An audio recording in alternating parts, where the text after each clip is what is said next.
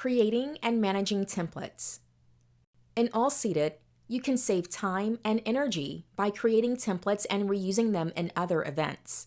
For example, let's say you have a standard way of setting up a space for 200 guests using 20 64-inch roundtables.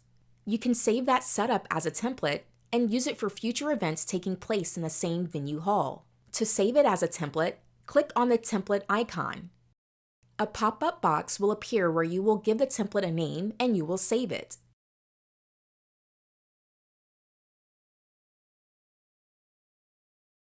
Now, let's see how we load a template to a floor plan. Start by creating a new floor plan. Select the venue hall and give it a name. Now that the floor plan has loaded, select the template icon. Search for the template you want to load from the list and select Load. Within the AllSeated Template tool, you have the option to load or add a template to a floor plan.